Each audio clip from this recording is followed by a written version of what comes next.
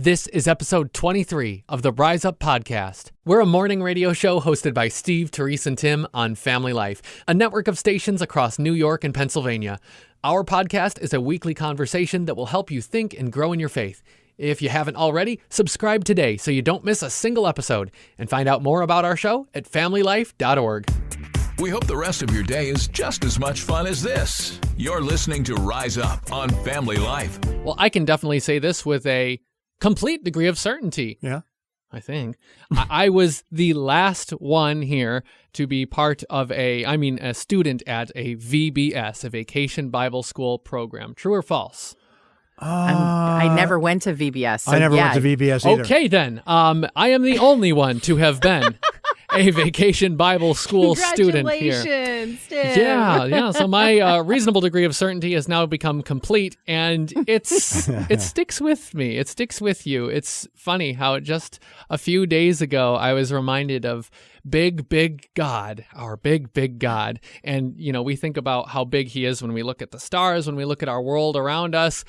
I think about that too sometimes when I see bugs, because when I was 7 years old, I was at a Vacation Bible School where that was the theme about how big God is in the world. And they used bugs to kind of teach that.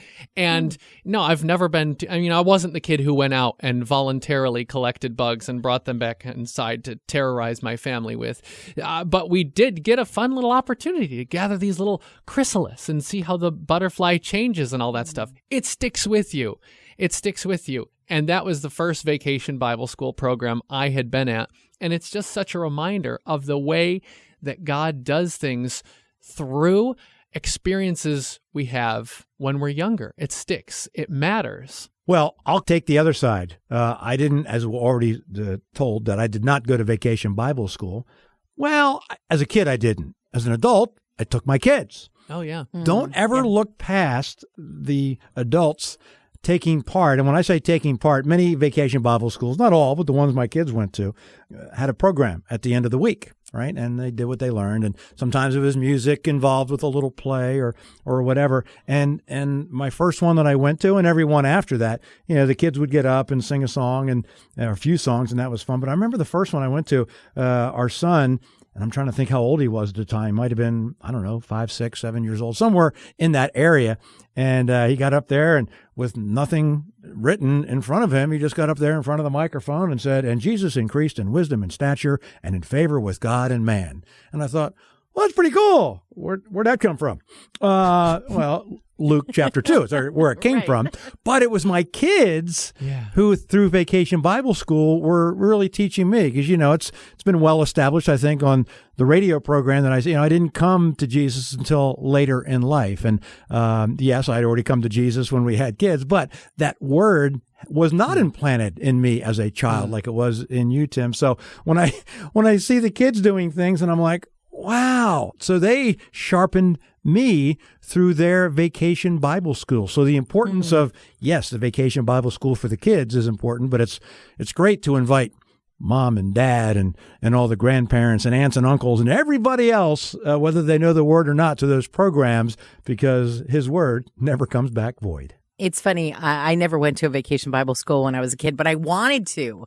And we've talked about this in previous podcasts, how I just had this desire to know something about God, like decades before I actually came to know Jesus. And I remember seeing all those VBSs pop up in my town and being like, man, I wish I could go to that. But for some reason, I thought you had to be something, it had to be that denomination or whatever to go to that thing, which ironically, our goal with most Vacation Bible Schools is to get people who aren't churched into the Vacation Bible School. And so when we got plugged into a church after our girls were born, they would go to Vacation Bible School, but then I would get to volunteer at Vacation Bible School. And it was kind of neat because I didn't do a lot of volunteering with the VBS kids, but I would help out in the preschool wing. And that's where the VBS workers would put their kids during the day. And so the hours in that wing would be longer and harder. I mean, think about it. If your VBS program is 4 hours long, your VBS workers are probably going to be there a half hour to an hour ahead of that. And then they usually stay late because they have to wait till all the kids get picked up. And then there might be a meeting and cleanup and things like that. So you're talking like sometimes 6 hours with a room full of 2-year-olds.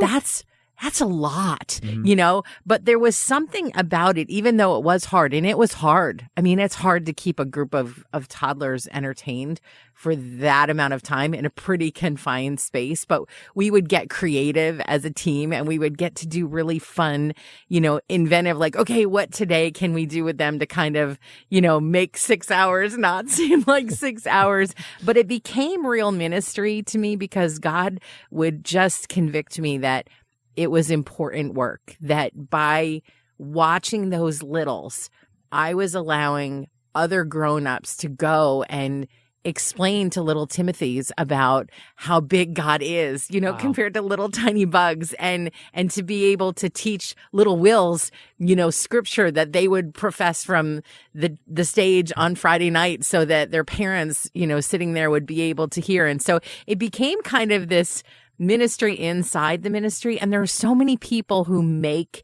Vacation Bible Schools happen. It's just amazing to me to see how that church body comes together, how many people take time off from work, use their vacation days to be able to be a part of Vacation Bible School.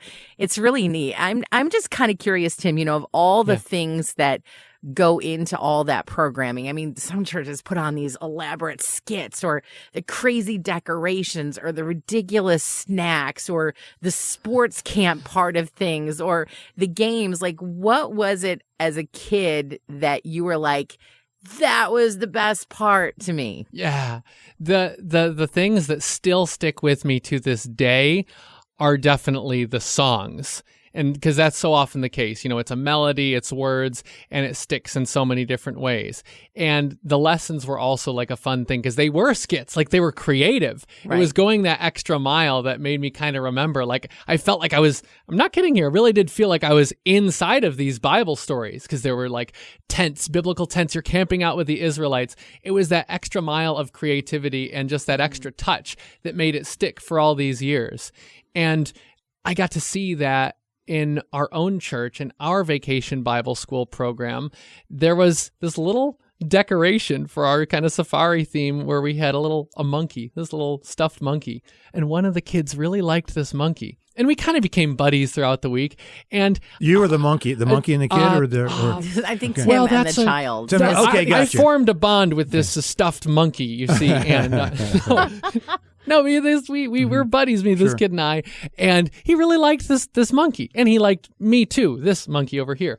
And it was fun that, by the end of the week, I had gotten to ask the person who brought the prop, I said, hey, would it be okay if I did something with this? Like, do you need this back? And no, they didn't need it back. I gave him the monkey at the end of the week, just a little thing. I don't remember. I mean, I had to convince him it was okay to take this. It meant so much for him to be able to have this monkey from that fun church thing he did.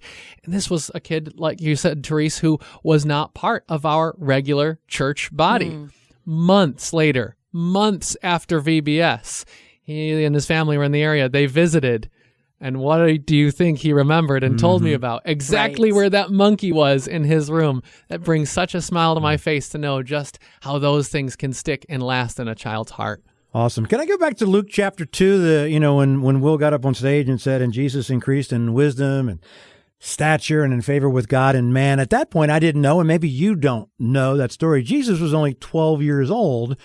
And I didn't, again, not growing up in the Word, didn't know all these stories from the Bible. And Jesus, was there in the temple at 12 years old and listening, and people were just amazed by his answers and his questions and things like that. And again, I didn't have a lot of knowledge. He wasn't even driving yet. He was only 12.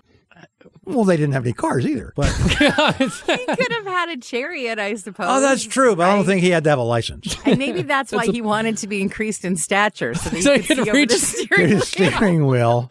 Right. Well, I guess he didn't need a vision test either, because he had this great vision. He had great vision. It's pretty funny when you realize that some people use their great gifts to serve in things like Vacation Bible School.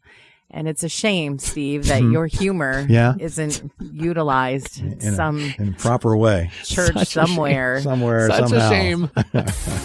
It's Steve, Terese, and Tim helping you to rise up on Family Life. A friend you can turn to.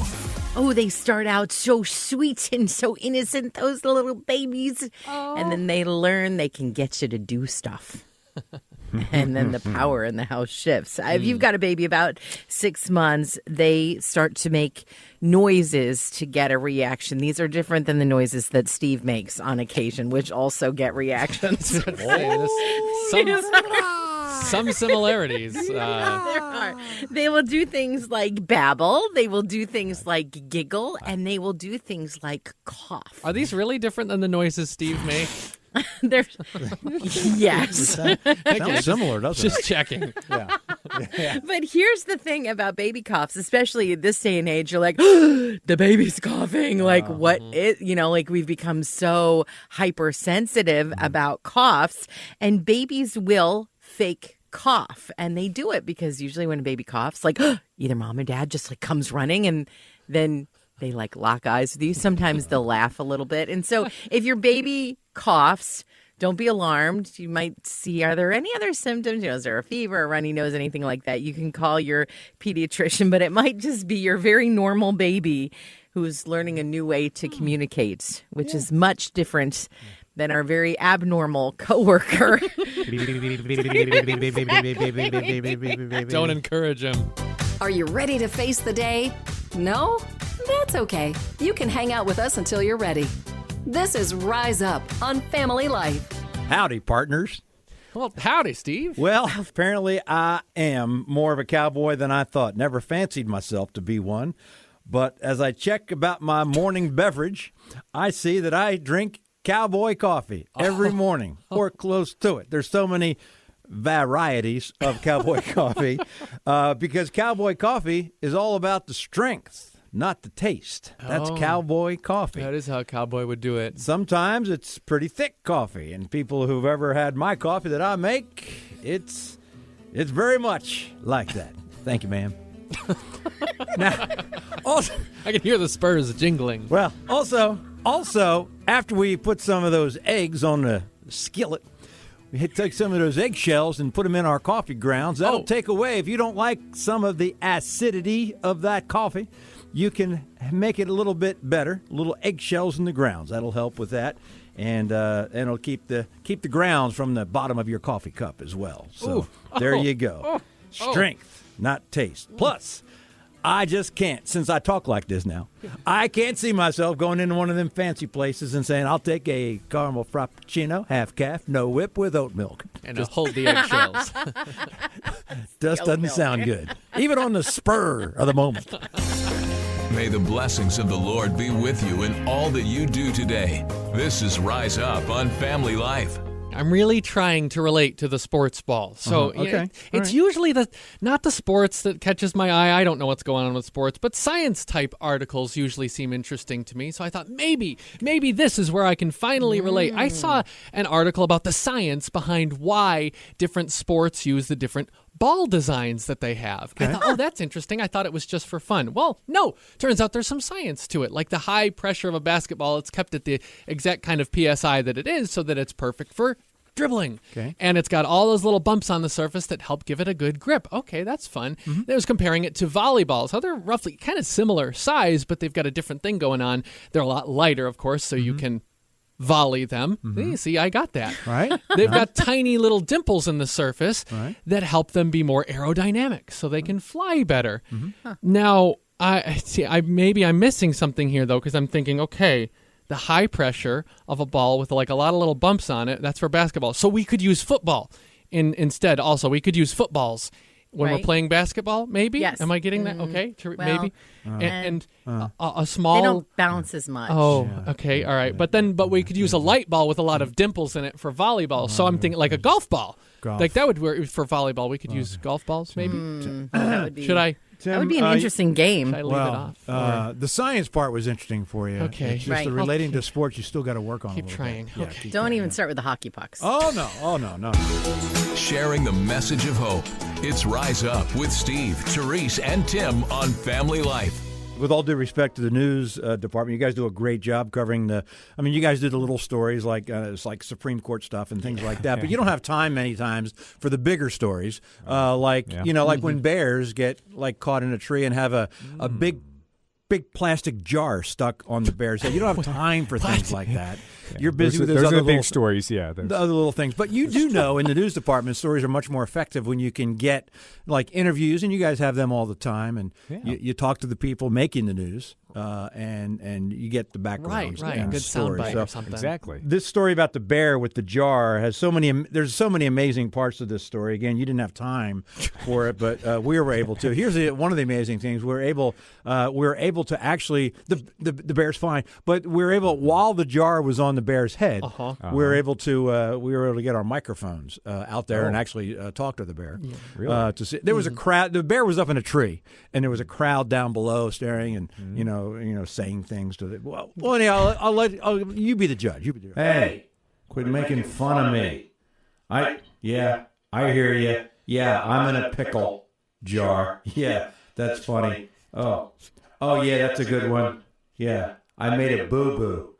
Yeah, I'm a bear. Boo. I get it. Hey, I'm in a pickle jar. Right. I can't bear it.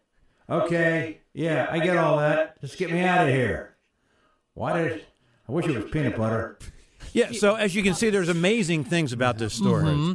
A couple amazing things. One, I want to, Brandon, I don't know if you noticed this too, but I've never talked with a bear myself, but they sound remarkably like Steve. Very, very similar. Very similar. Who knew that? Who knew that? Have you ever talked to a bear, Brandon? No. See, so it's informative. First time I've heard from a bear. Right, exactly. Again, the bear's fine and doing all that kind of stuff. So just amazing things about that story. They're out in the woods. You've never tried to talk to them, so you don't know if that can't happen. We blew the lid off that story. Yeah, that's it. Okay, so again, we're just here to help out the news department. Thank you. You go back to those little things like there's like an election day today, right? Yeah, just a primary. Take care of that. We've got the jarring news.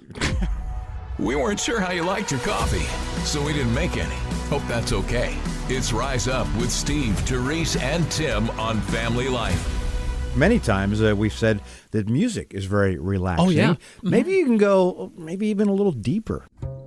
There are some songs that are so good you can only enjoy them in the dark, in the deepest depths of the Earth's underground. In a world where there are mysterious musical drifts at every turn, the greatest hits of spelunking from Underground Records and Rise Up. You'll enjoy hits like Everything Is Coming Up Stalagmites and Don't Take Me for Granted. Plus the bonus track, If Rocks Could Talk, I Wouldn't Be So Lonely. You might think you can do without this unique collection of hits, but you'll eventually cave. This classic mix of hard rock and soft rock is only available for a limited time. Make the call. It's just a minor inconvenience to buy yours today. Or stream it on Calcify. The greatest hits of spelunking from Underground Records and Rise Up.